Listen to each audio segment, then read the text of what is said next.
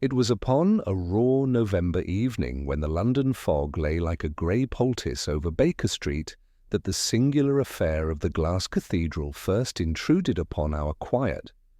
Our fire burned bright, and Holmes, stretched like some attenuated cat along the settee, played a melancholy air upon his violin, a phrase of Massenet that wavered and died against the window-panes. I had only just thrown down the Evening Standard with its old familiar parade of burglaries and by-elections when the bell rang in that brief, peremptory manner I had learned to associate with Scotland Yard. Mrs. Hudson ushered in Inspector Lestrade, his coat-collar rimed with mist, and his eyes holding that anxious glitter which spoke of a case already slipped beyond his fingers. "Mr. Holmes," he began without preface, "if you are at liberty—" Holmes lowered the bow, his keen face illuminated in the hearth-glow. "You were followed from the Strand to Marylebone by a growler with a cracked offside lamp, Inspector. Pray put your wet hat upon the fender. Dr. Watson will compound a restorative." Lestrade blinked, as he always did, when Holmes's precision skated ahead of his patience. "Very good, sir. Very good. But there's no time for your conjuring now. There's a dead man at St. Anselm's in the Iron, what the papers have taken to calling the Glass Cathedral, lying cold upon the nave stones, with every door locked and every window unbroken, and a score of parishioners who swear the culprit walked through panes as a ghost walks through air." Holmes's eyes brightened. He set the violin aside as carefully as though it were a sleeping child. "A ghost who respects locksmiths," he murmured. "You interest me in spite of yourself, Lestrade. Pray be particular."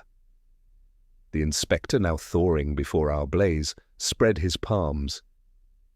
"St. Anselm's is the new church in Holborn, the one with the iron ribs and curtain walls of glass, all the talk of the architectural fellows. The vicar, Reverend Archibald Fenwick, returned from a charity supper at 8:30 to find the gas lamps within burning at full, the bells sounding a single note as if someone had struck it with a hammer, and the verger, Mr. Caleb Bream, lying at the foot of the crossing, neck neatly broken. The vestry keys were upon his person, the north and south doors were locked within, the sacristy door had its bolt shot, and the great west doors were chained. The windows, well, they are not truly windows at all, but tall sheets of glass latticed with iron. Not a crack among them. There were footprints in the damp upon the steps without, but only those of the vicar and a pair of constables. Inside, nothing. As clean as a chapel on Easter morn. Holmes steepled his fingers and regarded the fire. "The bell, you say, sounded once?" "Once, and no pull upon the rope in the tower could be found, for the rope itself was coiled and sealed in the belfry. The vicar swears it." "Sealed how?" "With red wax impressed by the parish signet. That seal was unbroken." Holmes's gaze flicked to me, and I saw the old battle light kindle. "We shall go at once," said he. "Watson, your coat. If the devout have begun to enlist spectres for their sacristans, London stands in need of exorcists." In less than 10 minutes we were bowling westward through the fog, the cab lamps carving tunnels in the woolly dark. Lestrade, opposite us, fidgeted with his gloves. "There's talk in the parish," he muttered. "Not only of ghosts. The verger was a plain man, obstinate as a doorpost. But for weeks he'd complained of queer disturbances, soft treadings after evensong, glimmers upon the glass at night, as if someone passed a lantern behind a curtain, though there is no curtain to pass. 2 nights ago he told the vicar he would keep watch alone. "If there be mischief about God's house," says he, "I'll lay hands on it myself." And now, there you are. "And there I shall be," Holmes returned. "Tell me, Lestrade, what is the cathedral's patronage?" "A group," styling themselves the Finis Trust. Manufacturers and bankers mostly. They paid for the iron and the glass. They like to be seen listening to charity sermons beneath it. Ah, and the verger? Bream? Married? A widower. Lived in a little cottage abutting the churchyard. No enemies unless you count the urchins he drove from the railings. Holmes sank back, eyes half closed. I knew from long experience that his mind was racing as swiftly as our cab. The driver pulled up at last on a narrow Holborn lane.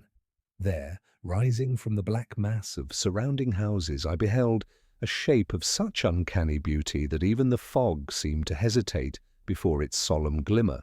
St. Anselm's was indeed a cathedral wrought of glass and iron, a long basilican hall whose walls were sheets of pale translucence, banded and crossed by dark metal ribs.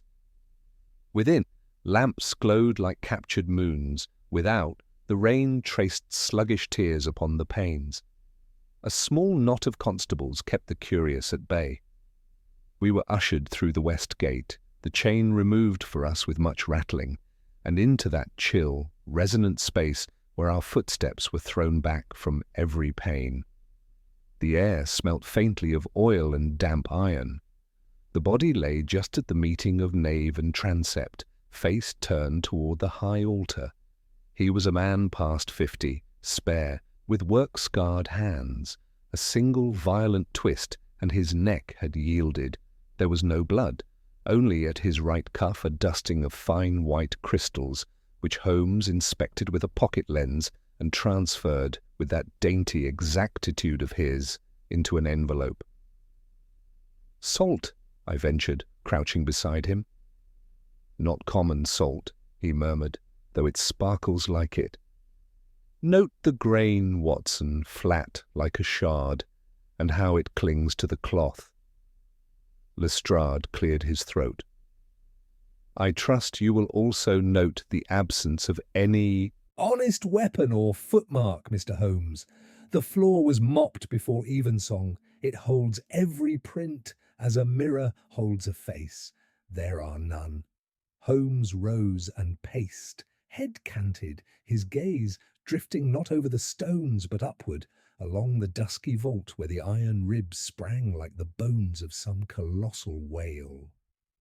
He stood long beneath the bell tower, where the rope should have hung through a trap above the crossing. There he took from his pocket a small black case, and with tweezers retrieved a thread no longer than a fingernail from the edge of the trap's seam. "Watson," he said softly, "what do you make of this little fellow?" I peered. "A horsehair, perhaps? Or silk?" "Neither. It is wire, too fine for a piano, too stiff for a jeweller's. Tell me, Lestrade, have you set your men to search the clerestory?" "The what, sir?" "The upper windows. In this church they are not windows, but the phrase will serve. The galleries along the sides?" "There are no galleries," Lestrade protested. "Only a narrow maintenance ledge behind the glass, and that is accessed from the sacristy stair, which, as I told you, was bolted on the inside." Holmes's eyes had already found the sacristy door. He knelt, not at the bolt, but at the hinge, and smiled that thin, cold smile I have seen at the edge of many a villain's undoing. "Inspector," said he, "pray have the kindness to keep all present from wandering. No man leaves, no man enters. This house of glass admits much, but not the truth so freely as it supposes." Lestrade bristled. "And the truth is—" "Presently," Holmes replied. He had crossed to a pew near the north aisle, where a patch of varnish showed dull as old honey. He laid his fingers upon it, then held them to the light. Something viscous bridged his thumb and forefinger and stretched like a spider's web before it snapped. "Oil," I suggested. "Not oil, a varnish softened and reset, and you observe—" He indicated, upon the iron lattice where glass met rib, a faint line, almost invisible, like the ghost of chalk along a seam. "It is seldom the spectre that leaves the mark, Watson, rather the stage hand behind the spectre's shawl." At that moment, a footfall rang sharp on the stones, and a small, spare clergyman with pale lashes and a nervous mouth came hurrying from the chancel. "Gentlemen, I beg you, this is a consecrated place." He checked when he saw Lestrade's badge. "Inspector, I did not know you had returned. I am Fenwick, the vicar. Oh, poor Caleb, poor faithful Caleb." Holmes regarded him mildly. "You say you found the church alight, sir?" "Yes, yes, every gas jet blazing, and the bell one dreadful note as if struck by a mallet, but the rope was sealed," Holmes finished. "Your verger had the keys. Who has duplicate keys?" "No one," said Fenwick with the simple confidence of the devout. "No one at all?" Holmes inclined his head as if in sympathy, though I caught the briefest flicker in his eye, a signal to me to record that answer with care. He drifted away without another word, reading that strange building, as another man might read a psalm. At length he halted beneath the great west doors, where the chain yet lay coiled upon the flagstones, and he stooped to examine the lowest pane. There, barely caught upon a spur of iron, trembled a sliver of something transparent. He took it delicately between blade and nail. "Glass," said he very softly, "but not of this house." "What do you mean?" I asked. He placed the shard upon his sleeve. Even to my untrained eye, the difference was plain. The cathedral's panes were thick and faintly green. This splinter was thinner, harder, with a faint bluish tinge, like the lens of a spectacles. "I mean," Holmes said, and his voice had the distant sound it takes when he speaks more to his own mind than to ours, "that our phantom comes equipped not only with sanctity, but with science." Lestrade's patience snapped. "Science or sorcery, Mr. Holmes, I'll have the man, but you must tell me how a fellow breaks a neck in a locked church and leaves not so much as a scuff of leather behind." Holmes's eyes went once more to the roof, where the bell crouched like some black fruit above us. "By refusing to touch the floor at all," he said. He would say no more then, but as we followed him into the sacristy's dim stair, I felt, as I have often felt at such beginnings, that the game had already started, and that my friend was moving upon lines invisible to the rest of us, as a chess player moves toward mate while his opponent still revels in pawns. Outside, the fog pressed its face to the glass and peered in with 1,000 damp eyes. Inside, the dead man kept his silence, and the church, for all its glittering walls, gave up nothing but the faintest scent of iron and the whisper of a plan beginning to take shape in the mind of Sherlock Holmes. Lestrade trod at our heels as we mounted the sacristy stair, a tight iron spiral whose railing rasped faintly under the hand. Holmes's borrowed lantern spread a pale wash upon each tread. Halfway up, he halted, holding the light low. The sixth riser gleamed with an unnatural gloss, as if polished by deliberate touch. "Shellac," he murmured, running his nail lightly across it and drawing back a thread that snapped like spun sugar. Laid thin and burnished, a step silenced for stealth, not beauty. Someone wished to move unheard here, above the nave. We reached the belfry, where the bell rope lay neatly coiled, tied with tape and sealed, as Fenwick had claimed. Holmes did not disturb it. Instead, he studied the beam above, tracing the point where the rope disappeared through the trap. With tweezers, he teased out a hair-fine thread lodged in the wood, a twin to the wire found below.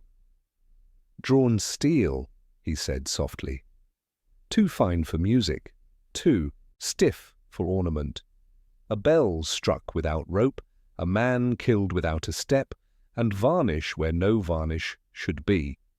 Our phantom works in metal and silence." Lestrade frowned. "Then a man of the Fenice Trust, perhaps, one of those with a mania for machinery and public display?" "Perhaps," Holmes replied. But let us find substance before supposition. The verger's cottage, if you please." The vicar, pale and trembling, surrendered a ring of keys. The cottage, wedged against the northern transept, held 2 rooms and a scullery. Its austerity spoke of solitary living, everything neat, scrubbed, and still. On the table lay a small repair ledger, a loaf wrapped in cloth, and a pair of spectacles with one lens missing. A faint dusting of fine crystals shimmered where the lens should have been. Holmes raised the glasses to the lantern. The surviving lens bore the same faint bluish hue as the shard from the cathedral floor. He said nothing but tilted his head, listening. Faint and deliberate, from somewhere beyond the fogged panes came a soft tapping, light, hesitant, and recurring at uneven intervals, like fingernails brushing glass. "You hear it?" I whispered. "Distinctly," he said, and vanished into the scullery. He unlatched the back door to the yard where the fog lay heavy as wool. The iron palings stood like blackened quills. Holmes crouched, lifting the lantern low. A taut thread, barely visible, ran from beneath the threshold across the yard and up the lattice of the transept wall. He plucked it, the line thrummed faintly, and the tapping ceased. "Ha! Ingenious," he murmured. "A fisherman's trick. A cord to the glass, a weight beyond, a tug from here, and the pane chatters like teeth in a draught, a clever torment for a watchful soul." "So the verger was baited?" I asked. "Harried," Holmes corrected, "by design." Returning to the table, he opened the ledger with his knife's tip. The entries were simple: oiled hinge, south door, replaced jet, 3rd row, swept ledge behind north light. The final line, dated the previous evening, read, "Tightened chain at west." Beneath it, a blot, the mark of a hand seized mid-stroke.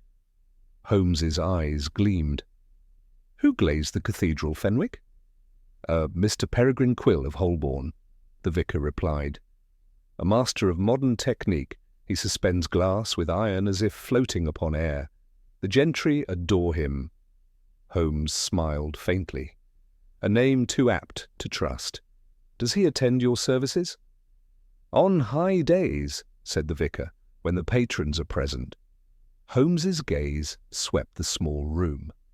A pale square upon the mantel showed where an object had lately stood. Opening a drawer, he found a small, curved bar of lead, grooved twice across the top. He set it upon the bridge of the spectacles. It fitted perfectly. "A counterweight," he said. "And here?" He unwrapped a small shard of glass from brown paper. A fragment cut from a lens of the same bluish hue. The verger was tinkering with what he scarcely understood. Lestrade leaned in. "Then he was part of the mischief?" Holmes shook his head. "No, a simple man who glimpsed a mechanism too late. He saw, perhaps, that his church was being used for something other than prayer, and paid for his discovery." We crossed back through the mist to the nave. The gaslight flickered weakly, throwing trembling reflections along the walls of glass. Holmes stopped beneath the bell trap, measuring distances with a cold, precise gaze, the height to the vault, the span to the west doors, the slant of the northern light. He had me hold his cane upright while he sighted along its length, then knelt beside the spot where the verger had fallen. "Observe the crystals," he said. "They lie thick beneath the right cuff only, and the cloth fibres are sheared smooth, cut, not torn. Not the cathedral's own glass, it breaks green. This is harder, bluer. Imagine a thin plate, strung by wire, suspended above, lowered quietly in darkness. It could pass before a man's throat without a whisper, until he lifts his head toward the bell." Lestrade's voice dropped. "You mean a falling pane, a kind of guillotine?" Holmes nodded. A toy one, enough to snap the spine without sound. The bell note masks the fall, then the wire lifts the glass back into its cradle before discovery. Fenwick gasped. Such wicked artifice! In the house of God? Holmes's tone grew grave. There are men, Reverend, who worship not God, but invention. They need quiet halls and sealed doors for their work, and patrons whose vanity pays for it. This cathedral offers both. Then, Mr. Quilnall, Lestrade began.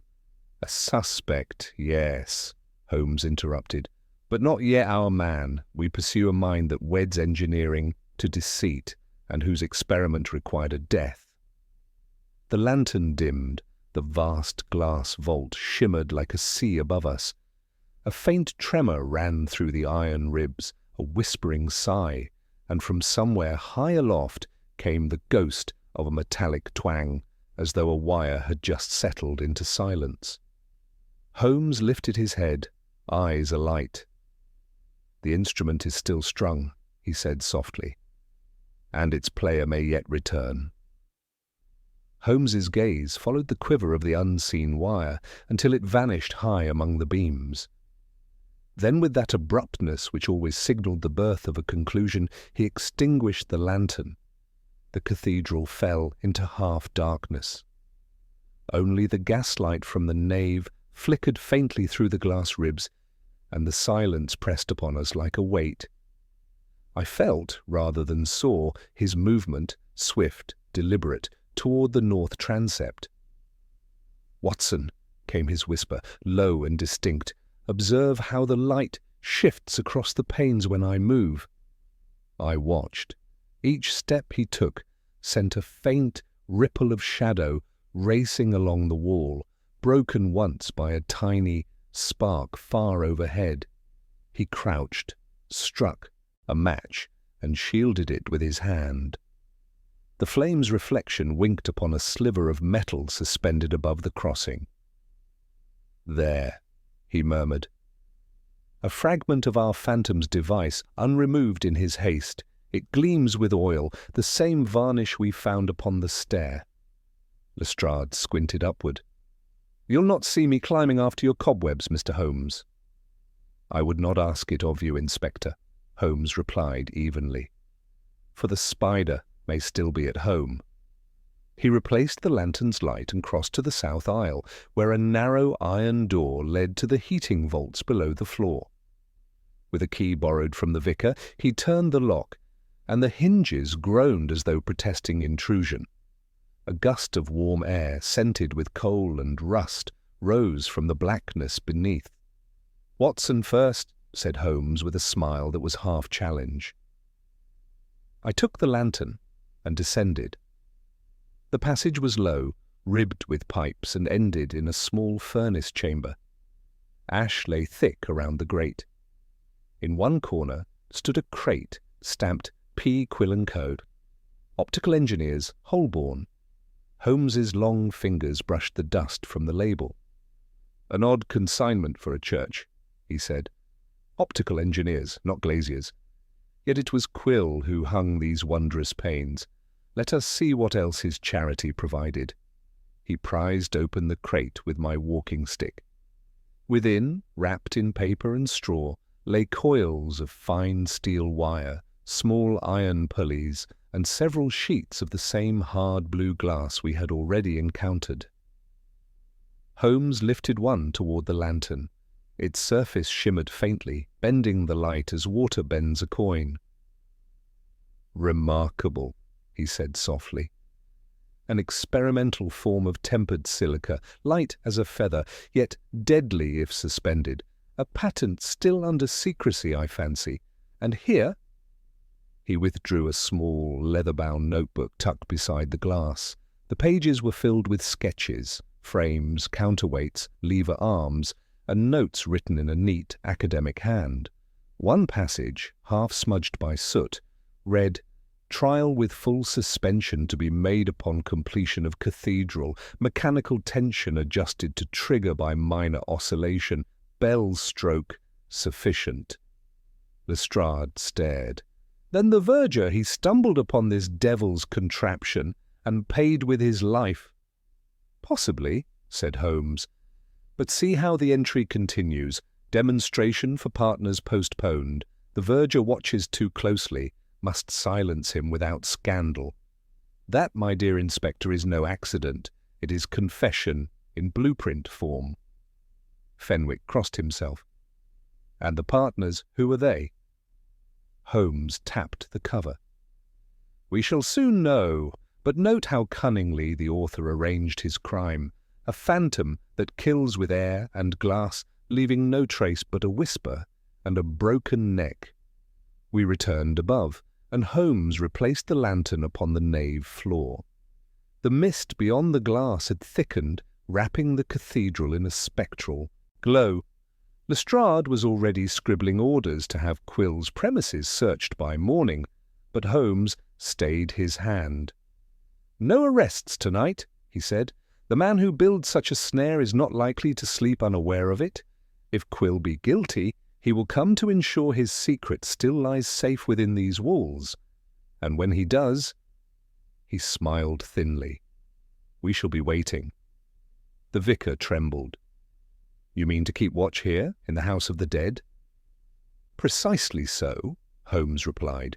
Watson will see to the fire. Lestrade, station your men at the outer gates. No one enters, save through these doors, and they are locked behind us. Let us see if our phantom walks again. An hour later, the cathedral stood empty, but for ourselves. The lamps burned low, their light glancing off the ironwork like threads of amber silk. Holmes sat motionless in the shadows near the altar, his eyes half closed, his hands steepled beneath his chin. I, less tranquil, found my gaze drawn repeatedly toward the dark space above the nave, where the bell hung like a black star in a glass firmament. Every faint creak of iron made my nerves leap. At last, Holmes whispered, Now! A sound, a minute click, had come from the sacristy stair. He rose without a sound and glided into the gloom, signalling for silence. The click came again, followed by a faint whirring, like a spool unwinding. The bell gave a single, low vibration. Through the misted panes of the chancel door appeared a figure, tall, thin, his movements precise as clockwork. He carried no lamp, yet his way was sure. He knelt where the verger's body had lain, reached upward, and touched the wire descending from the roof. The faint metallic twang echoed through the vast space. Holmes stepped from behind the pillar, revolver drawn. That will do, Mr. Quill. The figure froze, then turned slowly. The light from the altar flamed across a pair of spectacles with pale blue lenses. The man's face was narrow, his expression composed, almost serene. I had hoped, he said quietly, to recover what is mine without disturbance. What is yours, Holmes replied, is the device of a murderer. Quill's smile did not waver. Murderer? No, sir, a visionary. The world worships glass, light, air, purity. I have given it life. The verger sought to destroy my work. His hand caught the tension wire, an accident. I came only to remove the mechanism before ignorant men. Before ignorant men uncovered your method, Holmes cut in. An accident that required your silence tonight? Come, sir, your varnish betrayed you long before your conscience did. Quill's eyes narrowed. You cannot prove it. Holmes raised the notebook from his pocket. I think I can. For an instant, fury flashed across Quill's face. He lunged toward the wire, but Holmes fired once into the floor beside him. The sound rolled through the cathedral like thunder. Lestrade's men burst through the west doors, their boots ringing against the iron tiles. Quill's shoulders sagged. You have ruined everything, he whispered. Do you know what perfection cost? Holmes regarded him coldly. Perfection purchased with blood is but another name for ruin. The constables led him away. The fog pressed closer against the glass, erasing his outline as though the night itself swallowed him. Holmes remained still for a long while, the revolver hanging loosely at his side. At last he said almost to himself, "When men begin to worship their own inventions, Watson, the altar seldom stays empty." Morning found London in a soft haze of gold and ash, the fog retreating before a pale, reluctant sun. At Baker Street, the embers from the previous night still smouldered faintly, casting long red fingers across the hearth. Holmes sat opposite me, his dressing gown drawn close, the remnants of ash clinging to his sleeves. He had not slept. The events of St. Anselm's had left him in one of those rare states of detached restlessness, a mood in which his mind, though triumphant, refused to be idle. Quill had been safely conveyed to Scotland Yard at dawn, the notebook locked in Lestrade's possession. Yet Holmes remained curiously unsatisfied, as though a single thread of the tapestry still hung loose. He sat smoking in silence, his eyes fixed not upon me, nor the newspaper spread across my knee, but upon the faint spiral of smoke rising from his pipe. "At times," he said at last, "the end of a case is less a conclusion than an invitation to a deeper question." "You doubt Quill's guilt?" I asked. "No," he replied softly. "Quill built the instrument, certainly. His hand strung the wire and polished the glass. But he is not the mind behind the melody. He was the craftsman, skilled, perhaps obsessive, but the composition belongs to another." "Another?" I repeated. "You mean someone directed him?" Holmes nodded slowly. "Consider the words of his defense. A visionary. The world worships glass." There was sincerity in that madness. He truly believed his invention divine, yet in his notes— He reached for the notebook upon the table and flipped it open to the smudged entries. In his notes he speaks of partners, plural, and he names none.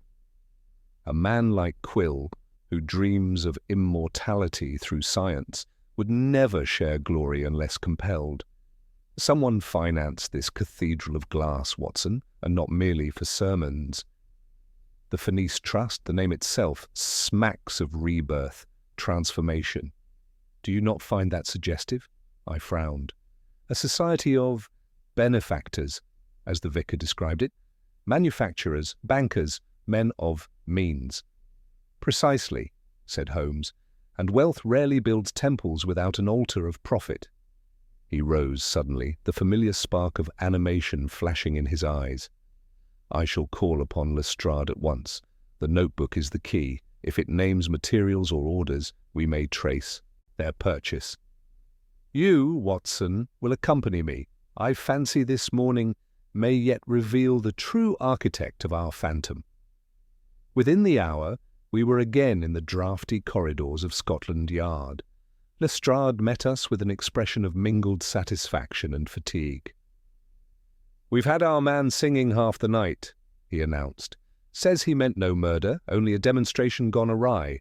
We've the device itself recovered from the rafters, and his signature on the orders. Open and shut, Mr. Holmes." "Indeed," Holmes murmured. "And what of his partners?" Lestrade's brow furrowed. "Partners? He named none." "Which is precisely what makes him valuable," said Holmes.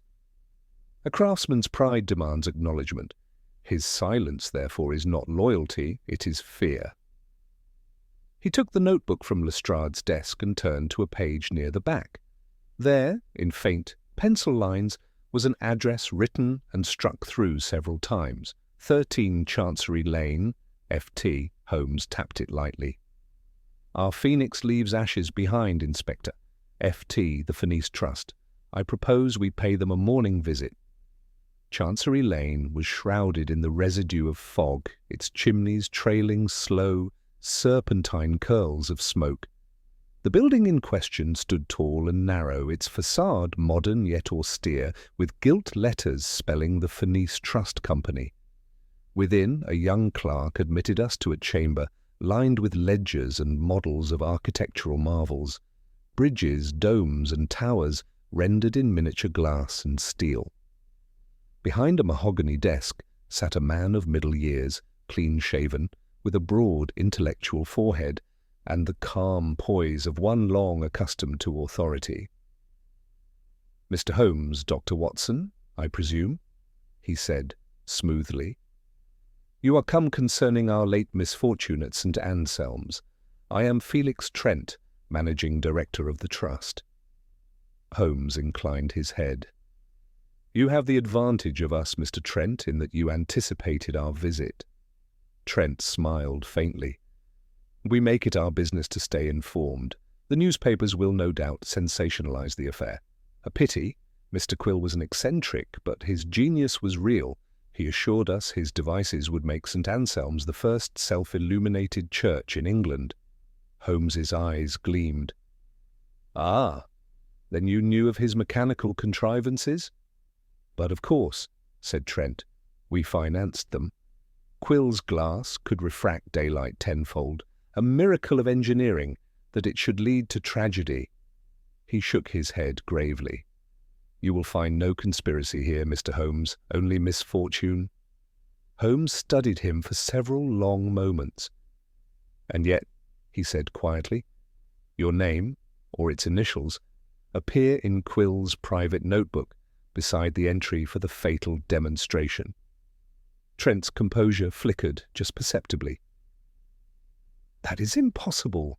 The notebook was his own. Whatever he wrote, there must be madness." Holmes's gaze sharpened. "Madness? Yes, yet convenient madness, for it leaves you with an invention and without its inventor. Tell me, Mr. Trent, did you ever step inside the cathedral after dark?" Trent's eyes cooled. "You go beyond your brief, sir?" Holmes's voice softened. "A simple question." There was a pause. The air in the office seemed to still. Then Trent rose, his hands folded behind his back. "I have no more to say. If your inspector wishes to accuse me, he knows where to find me." Outside, the sun had risen higher, yet the chill seemed sharper. Holmes walked in silence for some distance before speaking. "There, Watson, stands a man who fears discovery, not accusation. He expected us, and that tells me he has already taken measures to hide what remains of Quill's work." "What will you do?" I asked. "Observe him," said Holmes. "Men of that sort cannot endure uncertainty. He will make his move soon, and when he does, we shall be watching." That evening, we returned once more to the cathedral. The constables had departed, leaving only the echo of our steps upon the marble floor. The fog outside had thickened again, pressing like a phantom against the glass walls. Holmes stood where the body had lain and glanced upward, to the belfry where the light glimmered faintly upon the repaired wires. "The case is not yet closed," he said softly. "There are two phantoms in this house, the one we captured and the one that sent him." And even as he spoke, a sound reached us. A faint creak from the sacristy stair, as though someone, unseen, had returned to walk once more among the ghosts of glass. The sound upon the stair was soft, no louder than the sigh of a tread on dust, but in that great hollow of glass and iron it seemed to reverberate like a whisper from another world. Holmes's eyes darted upward. His hand rose in a silent command for stillness. The faint creak came again, descending one step at a time, deliberate and measured. We stood in shadow near the transept, the faint gleam of gaslight trembling across the marble floor. Then, through the half-open sacristy door, appeared a shape, tall, stooped, cloaked against the cold. The figure carried a lantern shaded in blue, its light bending strangely against the walls. He paused, glancing warily toward the nave, then advanced toward the altar with quick, nervous strides. Holmes moved like a cat, silent, swift, every motion deliberate. He caught my sleeve and whispered, "He has returned for what the constables missed." The man knelt beside the chancel rail, producing a small crowbar from beneath his cloak. With it, he pried at the corner of one of the floor slabs, revealing beneath it a narrow cavity no larger than a writing desk drawer. From this recess, he drew a small wooden case wrapped in waxed cloth and began to unseal it with trembling hands. Holmes stepped forward then, his voice calm but cutting. "If you value your liberty, my dear sir, I should recommend you set that box down very carefully." The man froze. The lantern slipped from his grasp and rolled, spilling its eerie blue light across his face. I recognized him at once. It was Felix Trent. For one long instant, he neither spoke nor moved. Then he straightened slowly, his composure returning with the swiftness of habit. "Mr. Holmes," he said, his tone low, almost weary, "you might at least allow a man to reclaim what is lawfully his." Holmes's gaze was unyielding. "Lawfully yours, Mr. Trent? A contrivance that shattered a life and nearly masked its author in saintly glass? I think not. That chest, if I am not mistaken, contains the prototype of Mr. Quill's mechanism, or rather, your improvement upon it." Trent's jaw tightened. "You are a clever man, Holmes, but cleverness can mistake motive. Quill's tragedy was not mine. He worked beyond my knowledge, consumed by his mania. I came only to retrieve the plans before they fell into clumsy hands." "Clumsy hands?" Holmes echoed. "Or hands too honest to conceal their purpose? No, Mr. Trent, you return not to rescue your invention, but to destroy what might yet prove your connection to it." A faint smile ghosted across Trent's face. "And if you could prove it, the law understands evidence, not conjecture. My name never touched his orders, my funds reached him through the trust, and your notebook," he gestured toward Holmes's breast pocket, "is conveniently unsigned." "True," said Holmes quietly, "but perhaps your actions tonight will supply the missing signature." Trent's eyes flicked toward the door, the barest twitch, but Holmes was already ahead of him. "Watson, the outer gates," he murmured. I moved instinctively to block the aisle. Trent turned sharply, realizing his path was cut off. The blue lantern guttered and went out, plunging us into darkness, save for the dim shimmer of moonlight through the glass roof. For a heartbeat, all was silence. Then a sudden movement, a rush of air, and the crack of metal upon stone. Trent had thrown the crowbar, not at Holmes, but toward the altar lamps. The sound shattered the stillness, glass raining down like hail. When I raised my lantern, the man was gone. Holmes was already running, his silhouette darting across the nave. "He heads for the crypt," he called. "There's an access hatch beneath the vestry." We followed, our footsteps echoing madly in the vault. Trent's cloak vanished around a corner. We heard the clang of a trap door and the scrape of metal hinges. The air grew colder as we descended into the narrow stone corridor below. A single gas jet flickered weakly, revealing the glint of moisture upon the walls. Holmes pressed on, his revolver drawn. He knows these passages. This was planned. From ahead came a faint, clinking sound. Chains, perhaps, or glass striking glass. Then Trent's voice, distant but steady. "You cannot stop progress, Holmes. The world will have—" "It's miracle, even if blood must baptize it." A sudden hiss answered him, the sound of steam escaping under pressure. Holmes froze. "Back, Watson! He means to rupture the main boiler." We barely reached the stair when the explosion came. A roar like thunder split the vault, followed by a gust of scalding air that flung us against the wall. The lights went out. Somewhere above, panes shattered, and the great bell above the nave groaned in its housing. For a moment the world was smoke and darkness and ringing silence. When the echo faded, Holmes rose, coughing. "Quickly, we must find him." We returned through the haze to the vestry, where the trapdoor now lay half open, the hinges twisted by the blast. Trent was nowhere to be seen, but near the altar, upon the marble floor, lay the wooden chest he had tried to carry. Its waxed covering had been torn open, revealing inside a delicate framework of wires and glass. An improved version of Quill's deadly mechanism, finer, more intricate, its design unmistakably deliberate. Holmes knelt, examining it. "A refinement," he murmured. "No accident of an obsessed mind. This was calculated art.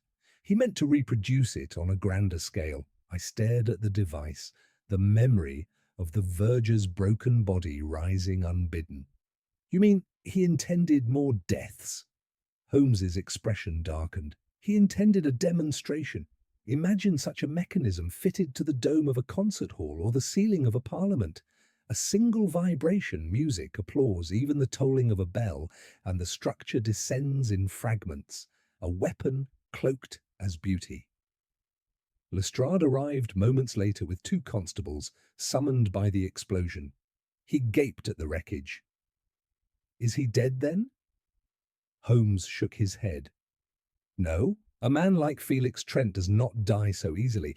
He will vanish into the fog, shed his name as a snake sheds skin, and begin again under another. But he has lost the one thing he valued most, the illusion of perfection, and that perhaps is punishment enough." The constables carried away the shattered mechanism. Holmes stood long in the silence that followed, gazing at the fractured panes above, where moonlight filtered through the dust of glass like faint snow. "Every invention," he said softly, "casts 2 shadows, one of light and one of intent. It is the second, Watson, that haunts me tonight." And as we left that cathedral of ghosts behind, I could not help but feel that the true phantom of the Glass Cathedral was not the man who killed, but the vision that had blinded them all. Dawn crept grey and slow across Baker Street, its pallid light struggling through the sooty window panes. Holmes sat motionless in his chair, fingers steepled, the smoke from his pipe curling upward like a fading ghost. I had dozed in the opposite armchair, roused now and again by the distant rumble of early carriages or the scratching of his violin bow as he tested a single phrase, and then fell silent again. Since our return from St. Anselm's, he had scarcely spoken a word. Lestrade's men still scoured the riverside wharves for Felix Trent, but I knew from the restless gleam in Holmes's eye that his mind was already leagues ahead of them. "Watson," he said at last, without lifting his gaze from the fire, "there is a peculiar flaw in Trent's escape." I rubbed my eyes. "A flaw?" "The man vanished in the explosion. He had ample cover." "Too ample," Holmes murmured. "You recall the blast's force? It tore the iron hinges from the vestry door, yet left the eastern panes intact. A curious discrepancy. The pressure vented not upward, as it would have if he'd broken the boiler, but laterally toward the crypt's outer wall. Trent directed the explosion, Watson. It was no accident of desperation. It was design. He blew open an exit." I sat forward. "Then he escaped through the churchyard?" Holmes's eyes flashed. "Through the vault beneath it. The old burial chambers predate the new cathedral. There are tunnels, perhaps even forgotten passages, that lead toward the river. Our phantom may have sought his resurrection by water." Before I could reply, there came a brisk knock. Mrs. Hudson ushered in Lestrade, his coat damp with drizzle and his expression dour. "He's gone to ground, Mr. Holmes. We've men at the docks and the railway stations, but no sign, not a trace of the fellow's face or name." Holmes motioned him to the hearth. "Sit, Inspector. You'll find the chase warmer here than by the river." He handed Lestrade a slip of paper. "A circular, if you please. Have your men inquire for a barge registered under the name Lucida. It was mentioned in the Fenice Trust's ledger as a consignment vessel for optical cargo. Trent financed that barge. I should stake my reputation on it." Lestrade frowned. "And what do you expect to find aboard?" "Glass," Holmes replied. "But not for windows, for spectacle. I believe Trent means to stage a final exhibition of his miracle, one that will immortalize him before the world brands him a murderer." "An exhibition?" I exclaimed.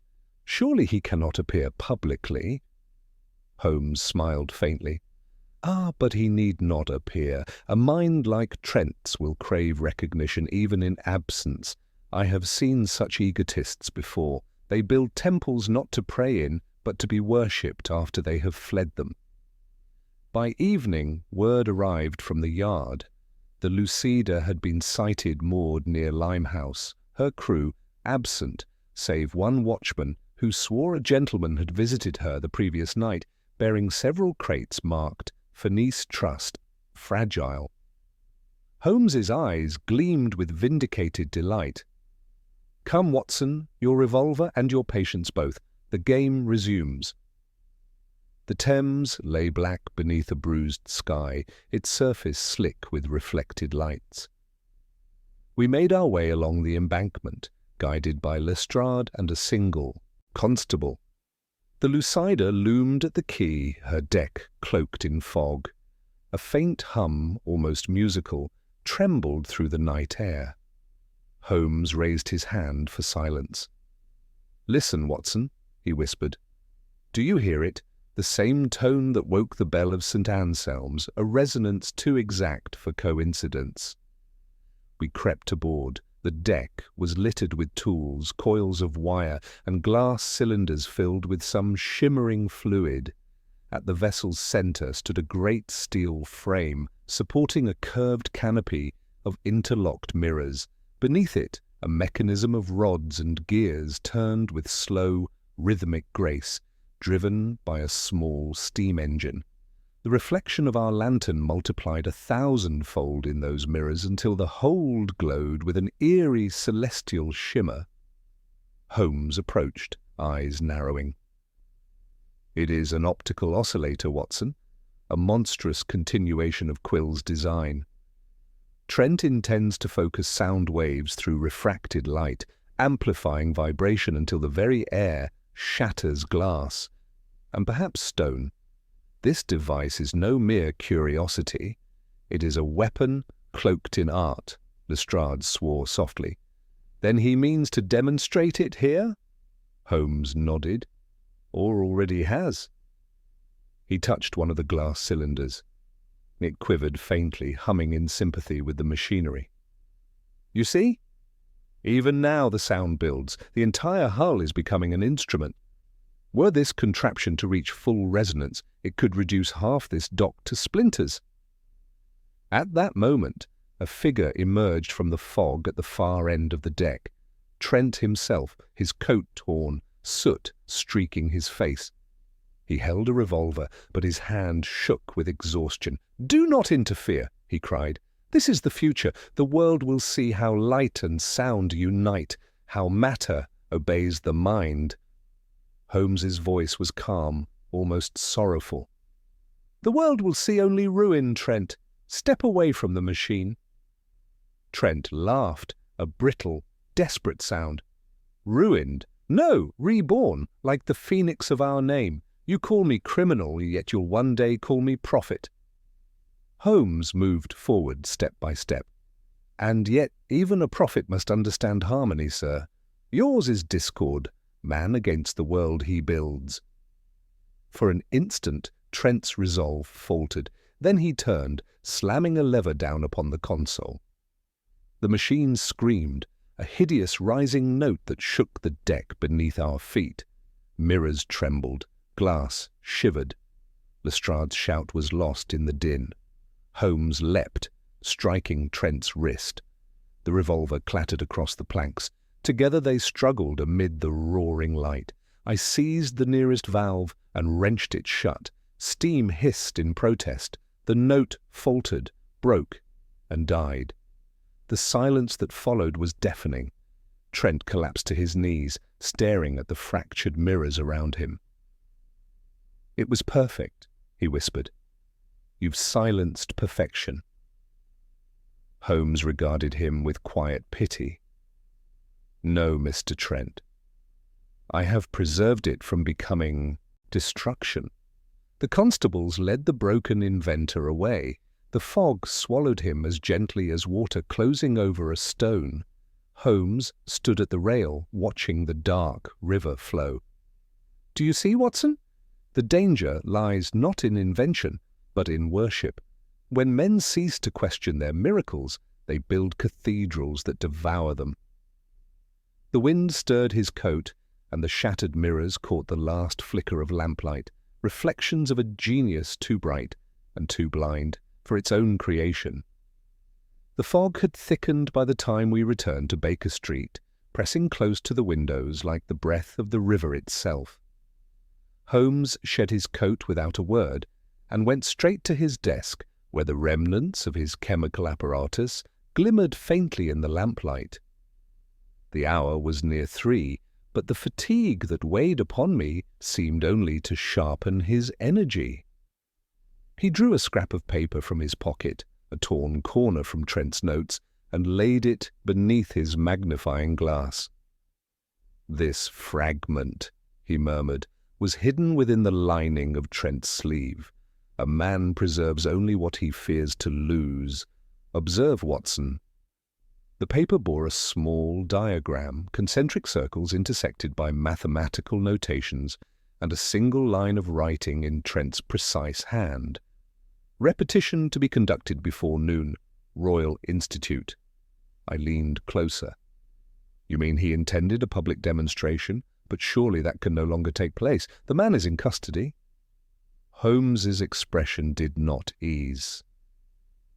"Custody is a fragile thing, my dear fellow. Trent's intellect is too resourceful to accept confinement as an end. Mark my words, he had contingencies.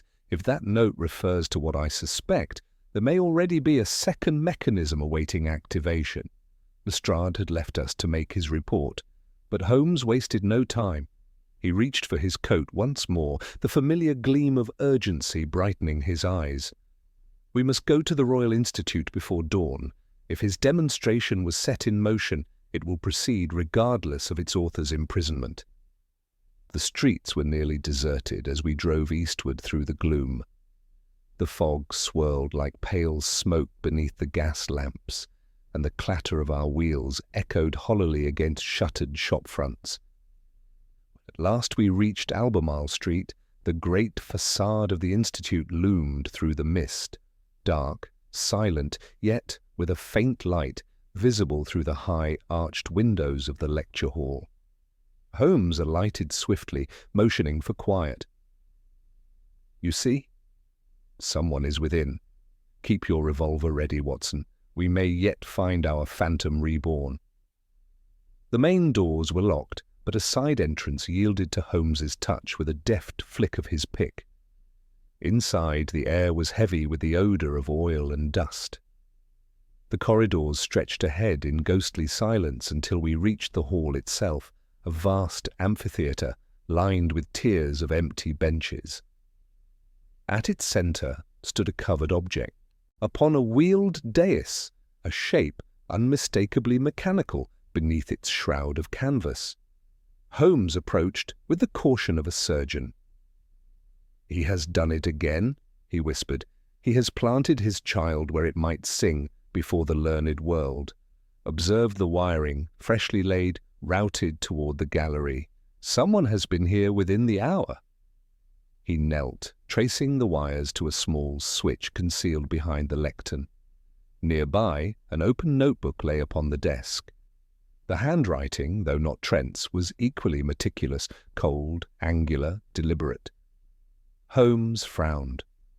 A collaborator. He was not alone. I peered over his shoulder. The final line on the open page read, "Power to commence at dawn. Audience unnecessary." "Good heavens!" I breathed. "You mean the device will activate automatically?" Holmes did not answer. He tore away the canvas, revealing a gleaming contraption of brass and crystal, far more compact than the monstrosity aboard the Lucider. Within its heart was a core of blue-tinted glass, pulsing faintly with captured gaslight. Around it coiled fine steel strings, hundreds of them, each connected to tuning rods and small resonators. It was a smaller echo of the weapon we had seen on the river, built to sing itself into destruction. Holmes's movements became rapid, almost feverish. "There is no steam line, no visible motor. It functions by stored vibration, Watson, much like a music box wound to deadly pitch. If it has been set to trigger at sunrise..." A faint tremor ran through the air, followed by the softest of hums, as if the very walls had begun to breathe. Holmes's head snapped upward. "Too late!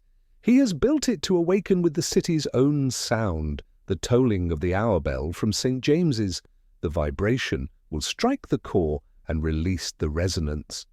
We heard it then, the distant chime of 5 o'clock, and with it a low harmonic thrumming from the device that grew sharper, clearer, more alive. The glass within the mechanism began to glow, the reflections dancing madly across the hall. "Quickly, Watson, hold the casing steady." Holmes seized his knife and plunged it beneath the housing, cutting through the nearest wire. Sparks leapt like fireflies. The pitch wavered but did not die. "The main conductor, there!" I cried, pointing to a thick braid of metal running along the dais. Holmes's knife struck true, severing it with a crack that stung my ears. The glow faltered, then faded, leaving only the smell of singed insulation and the echo of our breathing. Holmes stepped back, his face pale in the half-light.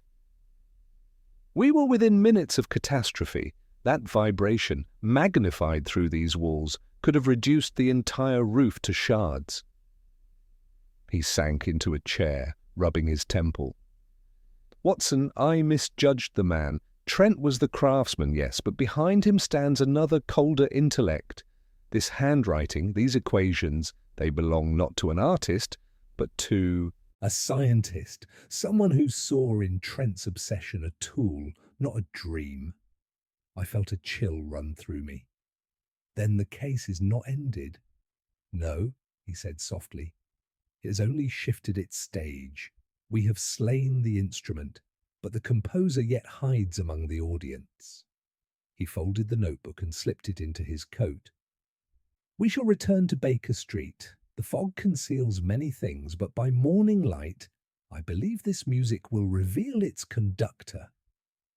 As we stepped back into the cold dawn, the last bell of St. James's faded into silence, and the mist parted just long enough for me to glimpse the first ray of sunlight glinting on the Institute's glass dome, a ghostly shimmer that seemed, for an instant, to echo the faint hum of a machine that refused to die. The early light of that wintry morning stretched pale across Baker Street when we returned, but Holmes seemed untouched by the long hours. His mind was awake, vivid, electric, with purpose. The newly recovered notebook, now laid open beside his microscope, had become the focus of his entire being. Every page bore meticulous annotations in 2 distinct hands, Trent's refined script, and another, leaner and more mechanical, the pen, strokes deliberate to the point of cruelty. "Watson," he said without looking up, "do you notice the pressure here, the angle of the writing? This second hand is used to command, not to think. The author does not reason, he directs." I leaned closer, noting how each line of Trent's entries ended abruptly where the other hand had begun. "Then this man, this unknown collaborator, was Trent's superior?" Holmes nodded. "A financier might sponsor such work, but this tone speaks of something deeper, a mentor, or worse, an experimenter, using Trent as a disposable vessel. There is genius here, yes, but a cold one. You recall the initials FT upon Quill's ledger, Felix Trent, yet those same initials mark the trust itself. The organization bears his name, but he was never the head. Someone hid behind his identity." He turned the notebook toward me. Upon the final page, written in faint blue ink, were the words, "Phase completed. Cathedral, Test I, Institute, Test 2. Final demonstration upon confirmation of symmetry. Address unchanged. Holmes's long finger rested upon the last phrase. Address unchanged, Watson. Whoever this man is, he has kept his residence through both experiments. He believes himself untouchable. The postmark on this page will tell us where he lies.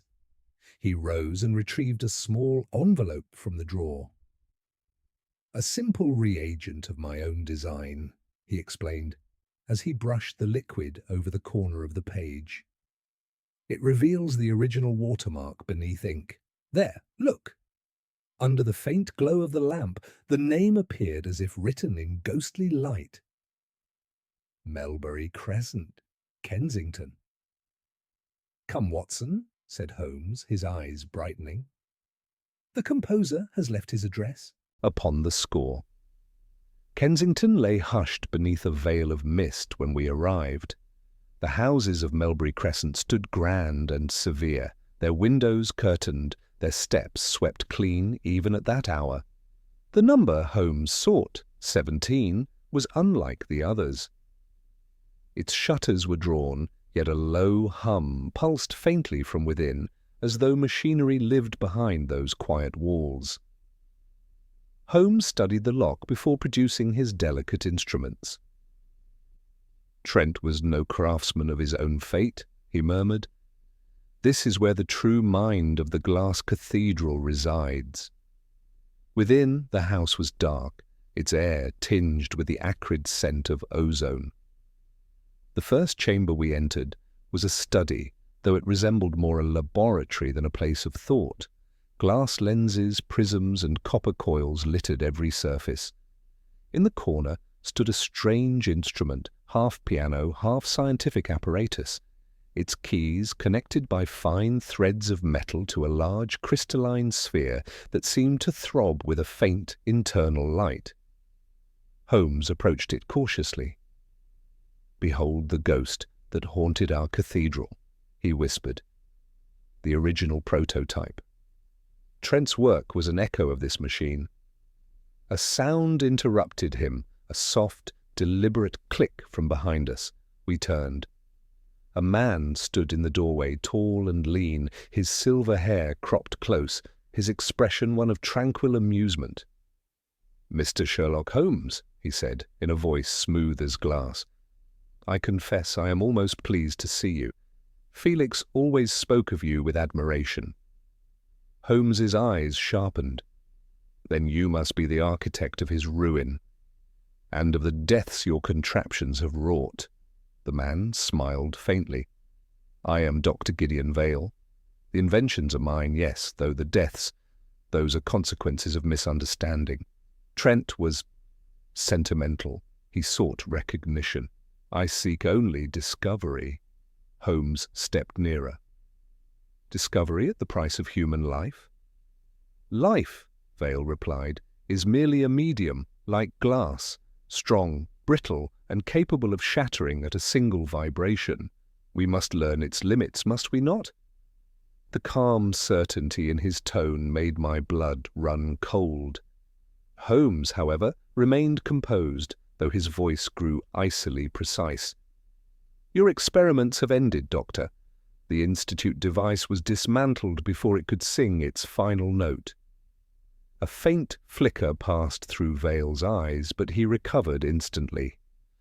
"Ah, then you have silenced one instrument, but the symphony continues elsewhere. I prepared more than one demonstration, you see. London will awaken tonight to a harmony it has never known." Holmes's revolver was in his hand in an instant. "Where?" But Vale only laughed, a thin, metallic laugh that seemed to echo from the very walls. "You cannot stop what is already tuned, Mr. Holmes. The Glass Cathedral was but the prelude. The city itself will be my final composition." He reached behind him toward the strange piano-like apparatus. Before Holmes could act, the man struck a single key. The crystalline sphere above the instrument flared to life, humming with a rising pitch that made the air tremble. Holmes lunged, wrenching the key free and severing a wire with his knife. The sound broke off abruptly. Vale's composure finally cracked. "You meddling fool!" he spat, striking out at Holmes. The two men struggled amid the wreckage, glass shattering around them. I darted forward, seizing Vale's arm, but he twisted free with surprising strength, his hand groping for a switch upon the wall. Holmes, anticipating him, hurled the broken crystal sphere straight at the switch. It exploded in a shower of light. The hum ceased. Smoke filled the room. When it cleared, Vale lay sprawled among the fragments, stunned but breathing. Holmes stood over him, his expression unreadable. "I dare say, Doctor," he said coldly, "that London will survive your symphony." As we bound the man and waited for Lestrade's arrival, Holmes's gaze drifted toward the ruined apparatus. "It was never about beauty, Watson," he murmured. "It was about control, the mastery of vibration, of resonance, of the invisible forces that shape all things. He sought to play creation like a violin and forgot that even the finest instrument must obey the laws that built it." Outside, the fog began to thin. Morning light spilled faintly through the broken window, catching on the shards of glass that lay scattered across the floor. They glittered like 1,000 silent bells, each one reflecting a world that might have shattered, but had not. Lestrade arrived within the hour, his expression a blend of disbelief and weary relief. The constables carried Dr. Gideon Vale away between them, though even as he passed, the man's eyes retained a terrible lucidity. His lips moved faintly, shaping soundless words, and for one disquieting instant, I fancied I heard the echo of a faint vibration. The ghost of that infernal hum, shivering in the air long after he had gone. Holmes, meanwhile, stood unmoving by the shattered instrument, his gaze fixed upon the crystalline debris as though it concealed a secret not yet revealed. I had seen him in such moods before, the fierce, quiet stillness of a mind racing far ahead of speech. I poured a measure of brandy, but he waved it aside. "There is something incomplete here, Watson," he murmured. Vale was no ordinary criminal. His intellect rivaled that of any man I have met. Yet he surrendered too easily. It was not defeat I saw in his eyes, it was anticipation. "You think he planned to be caught?" Holmes nodded slowly. He spoke of a final composition. A man of his temperament, precise, mathematical, does not speak idly. The machine here was only a prototype, an echo of the greater design. We must assume the existence of another mechanism already placed and prepared. The chill that ran through me then was sharper than the dawn. Air creeping through the broken windows. And where could such a device be hidden? Holmes's fingers traced the edge of Vale's workbench, then stopped upon a small slate bearing an etched formula. "Every symphony requires an orchestra," he said softly. Trent built one cathedral. Vale required a stage grander still. His gaze lifted toward the window where the first rays of daylight fell upon the skyline of London. And what grander hall than the city itself? We returned at once to Baker Street, where Holmes began an analysis of the scattered notes collected from Vale's laboratory. The room filled with the familiar odor of chemicals, the hiss of his Bunsen burner, and the frantic scratch of his pen. I sat opposite, deciphering a sheaf of blueprints covered in geometric patterns that looked more architectural than mechanical. "Observe these coordinates," Holmes said, handing me one.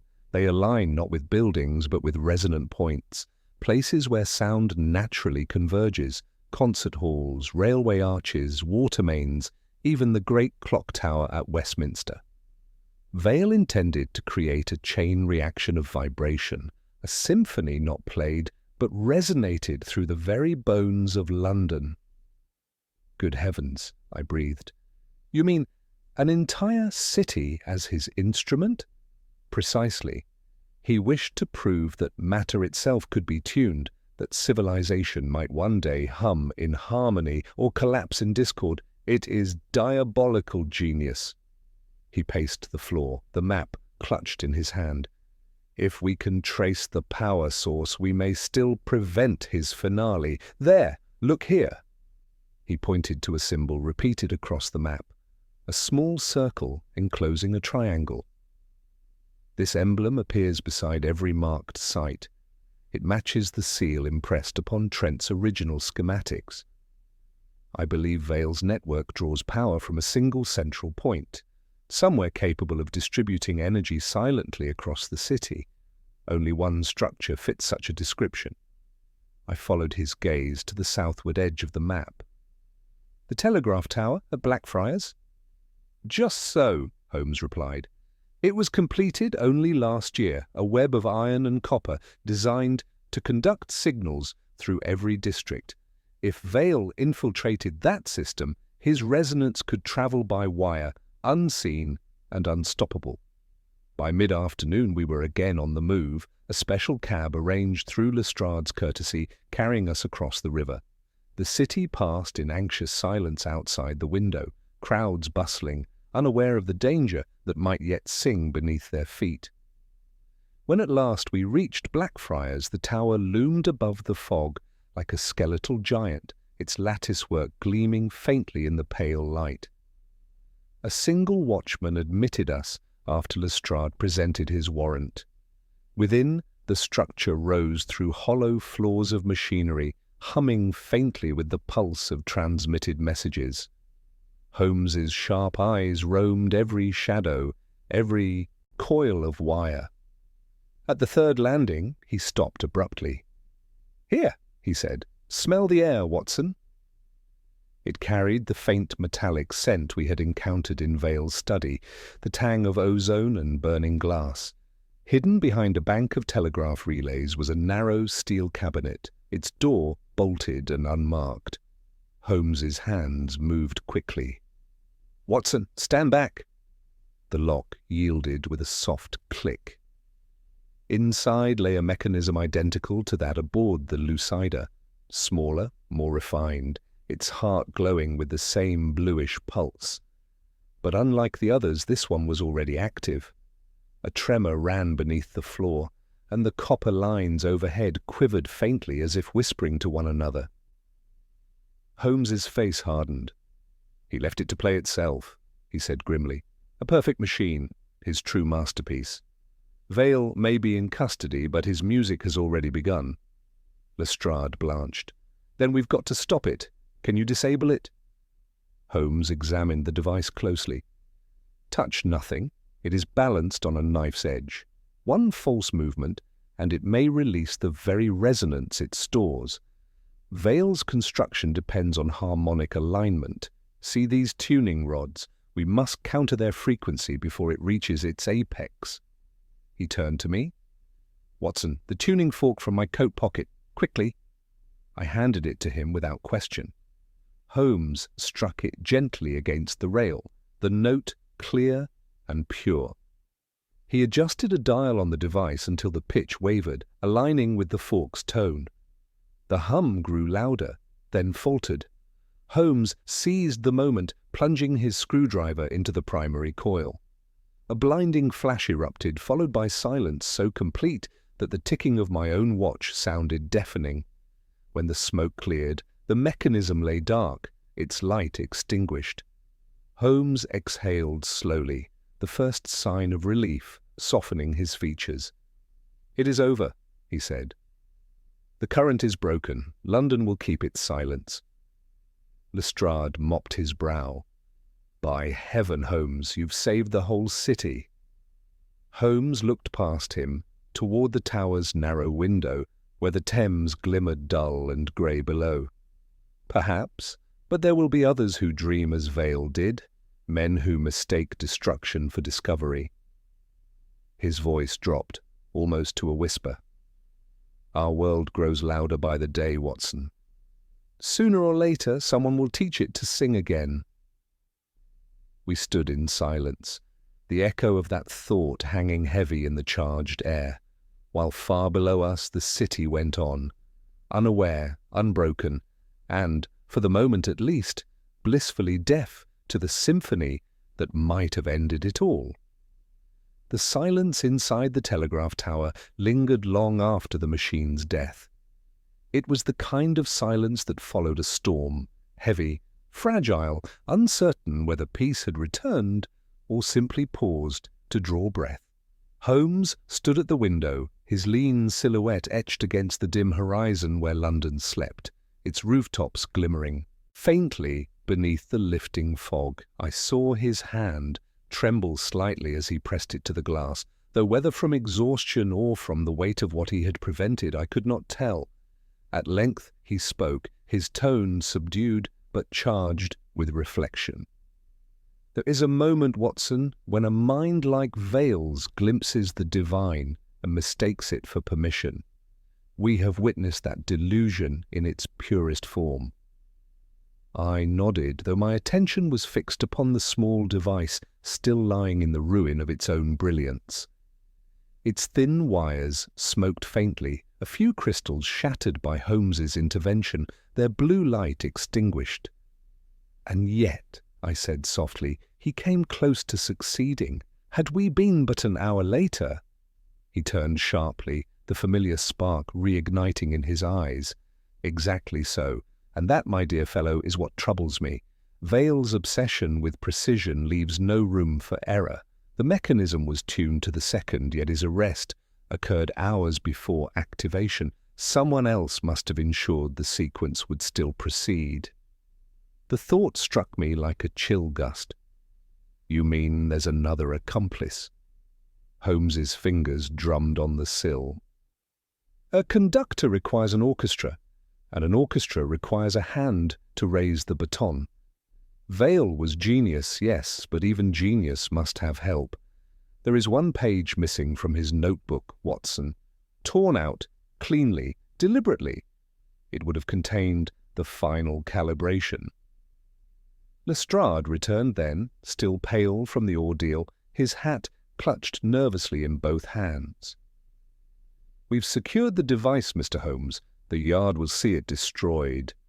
Holmes's lips twitched. "Destroyed? My dear Inspector, I should think not. Study it, yes. Understand it, carefully.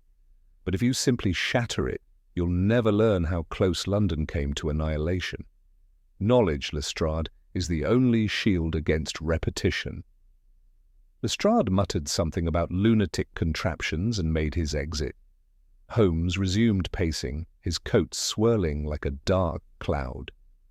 Vale's experiment was not singular. It was preparatory. I fear that what we've dismantled tonight is but the first movement in a greater symphony. We left the tower just as dawn broke, the first rays of sunlight gleaming through the fog like threads of gold woven through grey silk. Holmes was silent all the way back to Baker Street. Even Mrs. Hudson's anxious inquiries went unanswered as he strode directly to the mantelpiece, lit his pipe, and spread Vale's surviving papers across the table.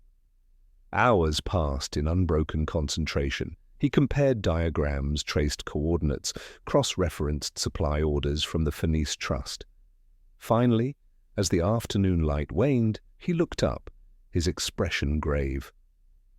"Watson, I was correct. Vale's machinery drew upon a pattern of resonance designed not for a single activation point, but for synchronization. There are others." "Other devices?" I said, startled. "Indeed. Smaller perhaps, but linked through the telegraph grid. A lattice of sound hidden beneath the surface of London, each one awaiting harmonic command. Vale intended to make the city sing, but someone else may yet hold the final note." He took up his violin from the corner and drew the bow gently across the strings. The low hum filled the room, pure and haunting. Then, without warning, a faint answering vibration answered from somewhere deep within the walls. The sound was slight, but distinct, the timbre of glass faintly trembling. Holmes lowered the bow, his eyes dark with understanding. "Do you hear it, Watson? The The city still carries his cord. I stared, scarcely breathing. But how? The network remains intact, Holmes said grimly. The devices may be dormant, but they are not dead. Vale's accomplice, whoever he is, may wait for the right moment to revive them. We have silenced one tower, but not the harmony itself. He set the violin aside and turned to the window, his silhouette framed against the gathering dusk. The city hums faintly, Watson, like a warning beneath the noise of life. That sound will fade in time, but it will return. Men like Vale and his unseen partner are not content to fail. They refine, rebuild, and rise again. I felt a strange melancholy as I watched him. Holmes's genius had once again outmatched a villainous intellect, yet there was no triumph in his bearing. Only the quiet weight of understanding that some victories are temporary, that darkness, once born of brilliance, never wholly dies. He glanced at me over his shoulder. You must write this case carefully, my friend. Not as a tale of deduction, but as a caution. The Phantom of the Glass Cathedral will pass into history as another madman's folly, but let those who read your words remember what nearly was. I promised him I would, and yet as I took up my pen that night, I found my hand reluctant, my thoughts heavy with unease. For as I wrote, I heard it again, that faint, impossible hum beneath the stillness of the room, like the lingering echo of some vast instrument waiting, patient and unseen, for its next player to lift the bow. Holmes noticed it too. He did not speak, but his eyes lifted from the fire, reflecting its glow like mirrors of thought. Then softly he said, "It is never truly over, Watson. Not until the last note dies." Outside, the wind brushed against the window panes, and for a fleeting instant I could have sworn the glass itself trembled, as if remembering the phantom song that once threatened to turn London's silence into its requiem. The evening deepened into one of those hushed London nights when the city seems to hold its breath. The lamps along Baker Street burned low, their light refracted through a fine veil of mist. Holmes sat by the hearth, his violin resting idle across his knees. The case of the Phantom of the Glass Cathedral had drawn to its end, or so it seemed, but an unspoken question lingered between us like the last echo of a distant note. He had been curiously silent all day, studying the city's shifting rhythms from our window, the carriages, the hawkers, the endless pulse of human motion that wove through the streets. There was something in his stillness that unnerved me, a sense not of repose, but of contemplation on some conclusion too grave to voice. At last he rose and crossed to his desk, spreading before him the fragments of Vale's shattered device. In the firelight, the blue glass gleamed faintly, as though it remembered the resonance that had once coursed through it. "Every invention," he said quietly, "leaves behind its ghost, Watson. Not merely in matter, but in mind. The true danger is not what Vale built. It is that others will dream of completing it." I watched him carefully. "You mean to say his design could be recreated?" Holmes smiled faintly, the expression both weary and amused. "Recreated, my dear fellow, it already has been, many times in different forms. Every pursuit of progress carries its own spectre. Vale sought to make London sing, and in doing so nearly reduced it to silence. Yet his idea will outlive him, disguised perhaps as art or science or ambition. That is the curse of brilliance without conscience." He fell into silence, and the clock upon the mantel struck 9. Its tone was soft, almost reassuring, yet I could not shake the feeling that somewhere beyond the fog the city still whispered faintly with Vale's unfinished melody. Then, with a sudden movement, Holmes picked up one of the shards and held it to the light. "And yet," he said, "there is another truth here, a smaller, more human one. He turned the fragment between his fingers. Gideon Vale was not entirely wrong. Sound, light, motion. All are merely the echoes of order within chaos. He saw the pattern but lacked the humility to serve it. He wished to command the harmony of nature, not listen to it. That was his undoing. I said nothing. The fire crackled softly, throwing shifting patterns across the walls. Holmes set down the glass and drew his violin from its case once more. "There is only one way to quiet a lingering chord, Watson," he murmured. "You must answer it with another." He began to play, a slow, haunting theme that rose and fell like the breath of the sea. Each note seemed to wash through the room, dissolving some unseen tension that had held the air taut since that night in the cathedral. The melody was simple, almost fragile, yet as it faded I felt an extraordinary calm descend. Holmes lowered the bow and looked toward the window. "There," he said softly. "The city will sleep in peace tonight." A knock at the door interrupted the silence. Mrs. Hudson entered with a telegram, which she handed to Holmes. He read it, his expression unreadable, and passed it to me. It was from Lestrade. "Vale dead. Poison concealed in coat lining. Left a note. Perfection cannot die. It waits in silence." For a long moment neither of us spoke. Then Holmes drew a deep breath and returned the slip to the table. "He has written his own epitaph," he said, "a man who mistook silence for immortality." I tried to smile, but the words chilled me. "Then it's truly over." Holmes's gaze met mine. "For now. The pattern is broken, the resonance spent. But mark this, Watson, civilization forever walks the line between harmony and discord. Each generation tunes its own instrument, and there will always be those who seek to play God's song." He turned back to the fire, and for a while we sat in companionable silence, the shadows stretching long across the floor. The flames flickered against the blue shard of glass, now dulled and harmless, and it struck me how fragile even the brightest creation becomes once stripped of its purpose. Outside, the fog had thinned, and through the faintly open window drifted the ordinary music of London life, the clatter of hooves, the murmur of distant voices, the faint cry of a paperboy hawking his news, all the sounds of a city that had nearly become a requiem, now restored to its humble symphony. Holmes rose, striking a match for his pipe. "Write it well, my dear Watson," he said at last. "Not as a tale of wonder, but of warning.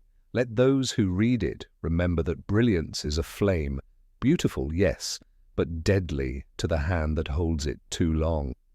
And as the fire burned low and the city beyond settled once more into its restless peace, I knew that London owed its quiet to one man's relentless vigilance, and that somewhere deep within its endless hum, the phantom of the Glass Cathedral had at last been laid to rest.